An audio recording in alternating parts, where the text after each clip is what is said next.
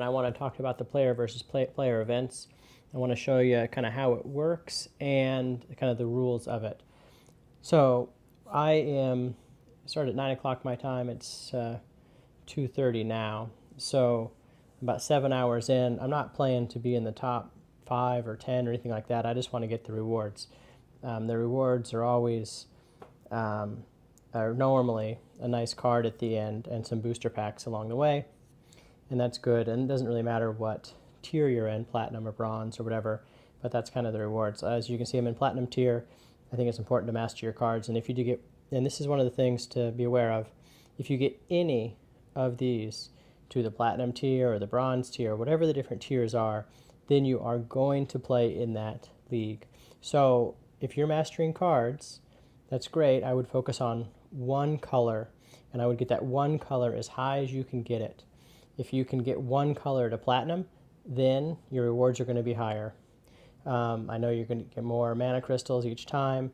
Often the booster pack and the card are the same, but the amount of mana crystal and runes along the way are different, okay? So get one color as high as you can. Now, and also, here's a tip too. You have about 24 hours to register for an event. When you register, it takes where you're at on the mastering cards. Well, if you're, 20 points away, like if green was, 8 points away, master that first. You have 24 hours from when it starts. So get 8 points, maybe buy a booster pack, do whatever you have to do. I don't really buy boosters. I save my crystals for other things. But get that high, then join, and that way you will be getting the highest rewards possible, okay? Now, it's game time, we continue. Now, how does it work?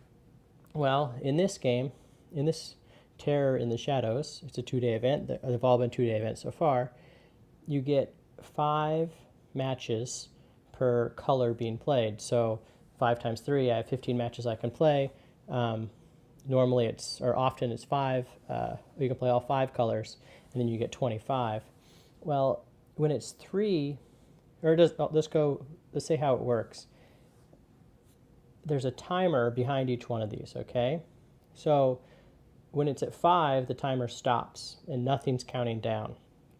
But if you win or play one of these, okay, you play one, you go, then when you come back to the screen, it's going to say 4, or it's going to be 1 less than it was. And kind of behind the scenes, you can't see it. There's a timer going that's a 4-hour timer. So if you want to get the very best score, and what you want to do is play 1 red, 1 white, 1 black, and have all those at 4 or less at all times, because that means the timer behind it is going. And so like in 3 hours or 2 hours, this red is going to go to 3. But if it's at 5, in 4 hours or 10 hours, it's going to stay at 5. But do you see what I'm saying?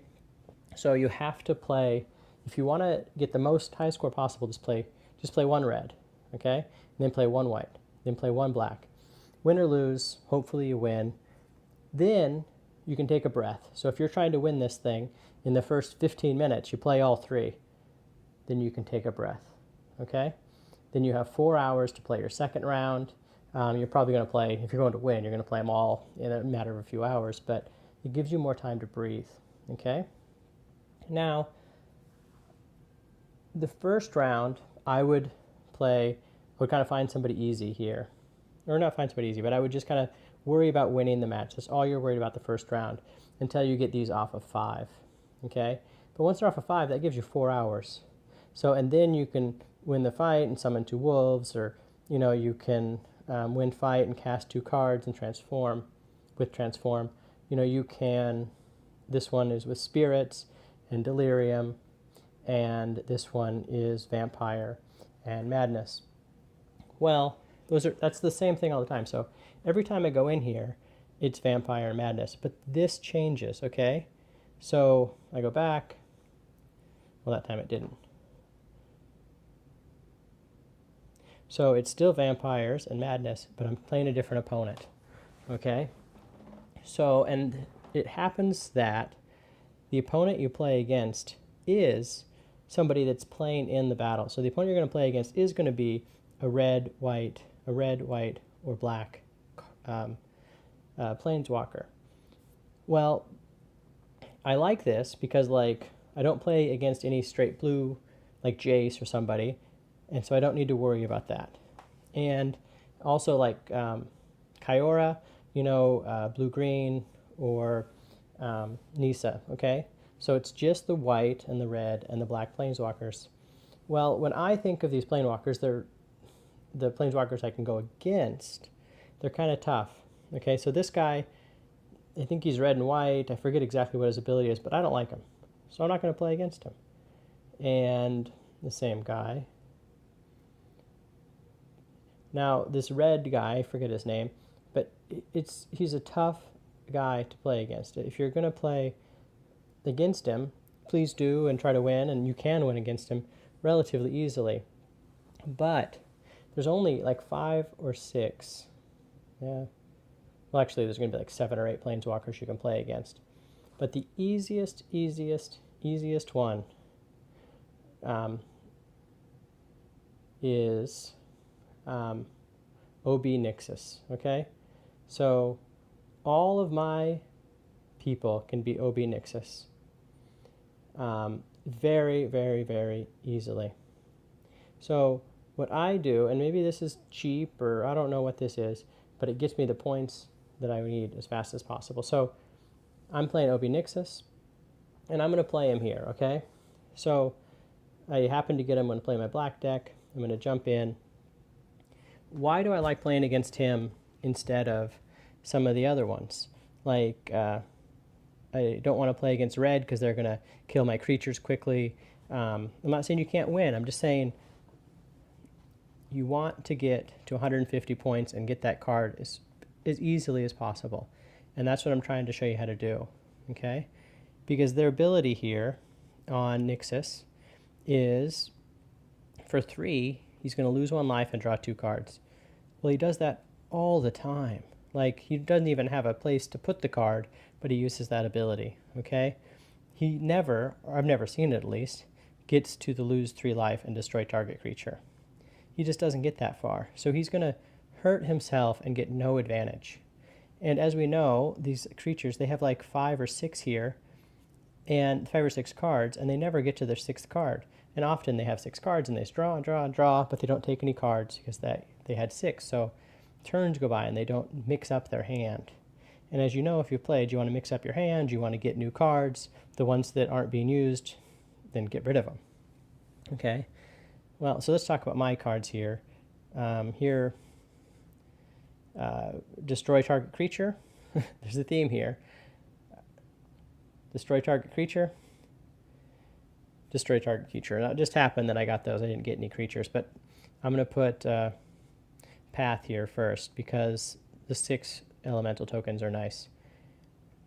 Also, I always look at this. So I want to match black, blue, and red. So, and he's matching black, blue, and red too. So that's good. It makes it really easy. So let's just play this round, and I'm going to show you, hopefully, that you can just win each time pretty easily if you just pick your right opponent, know how the game works, and go from there. So black, blue, red. Okay, so I'm SOL here, and there's not a lot going on. In general, well, I'll get a better example of this, but if you can match across, it's better for you than if you can match down. Could be the same green versus green, but if you can match across, why is that? Well, if you match down, you can match here if 3 cards come, like a blue, blue, blue or something.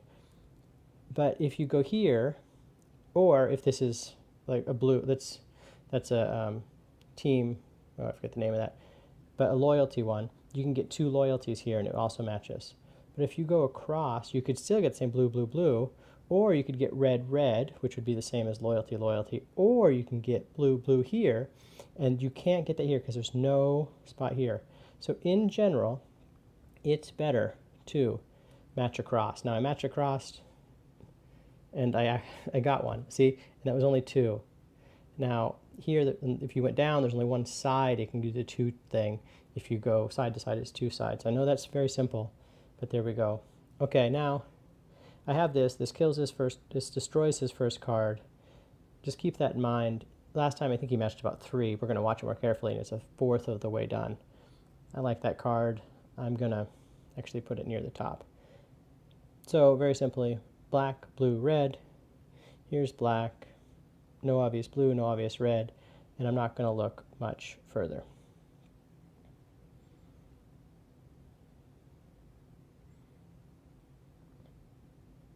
So he just matched 4. See, he moved his thing. So he's casting something that costs 8 right now. And then he's going to cast something that costs maybe 12. I'm not going to use that on something that costs 8 because it's not that good. I am going to put this near the top. In the first few rounds, if I can get one of these support cards that speeds up my deck, I always do it. Near the end, when things are enraged, I don't do it. I don't know. I think it's smart. Everyone has their own opinion on this. So we have black, not too much. Blue, I have 1. There's no good draws here. I have 1 draw here. And red, there's no draws here with the red. So I am going to take the blue because I have that 1 draw. Didn't work. But that's how I made my decision. So now that has 7. Okay. So a lot of people may not like this priest, but I really like him. He gets a 6/6 out and a 5/5 for 9. And especially if you can get 2 or 3 and stack them, the drawback, which is quite large, isn't quite as bad. So, black, blue, red. We got to just take what we can get.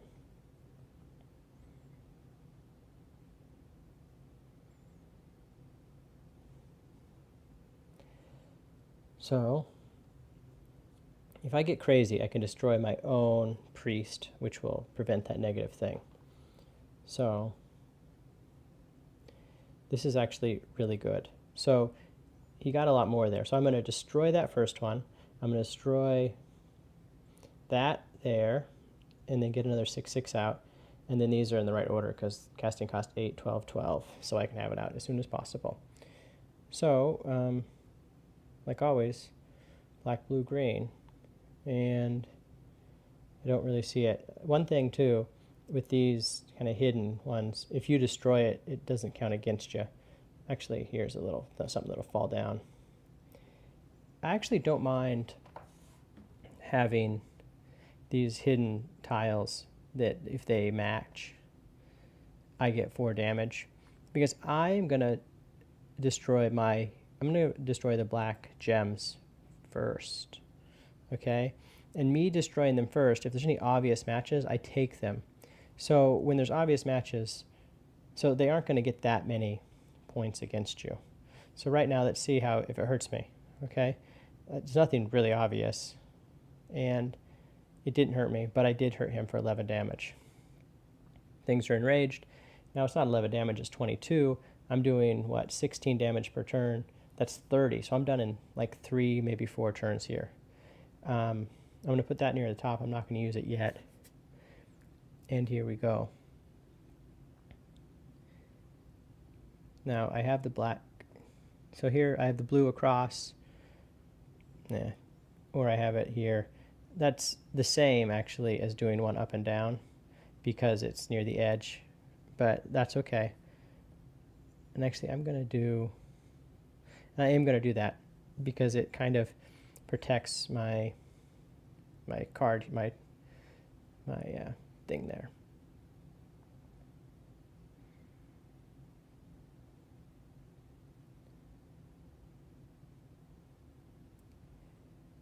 So because I had my reef here, it got me, I didn't really count it, but it got me about 6 or 7 extra free. So it's already paid for itself. I paid 6 and I got more back.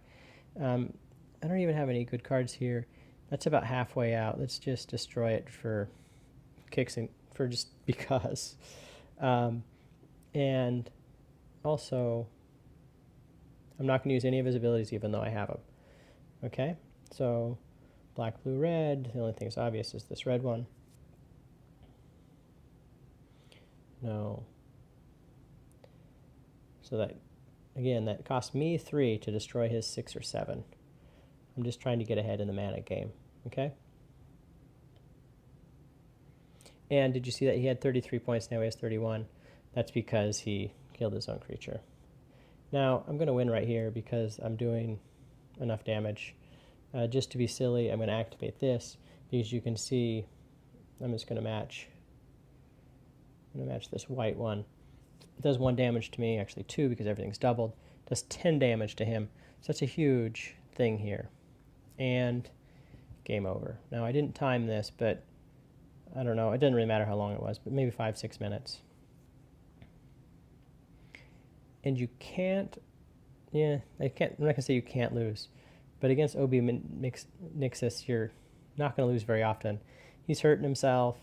You're just not going to lose very often. So if you just want to get through high win percentage, then you just kind of keep going. Now, I'm going to end this video now. And there we go. That's the easiest way to play the player versus player events in the Terrors in the Shadows competition, or in any of the competitions.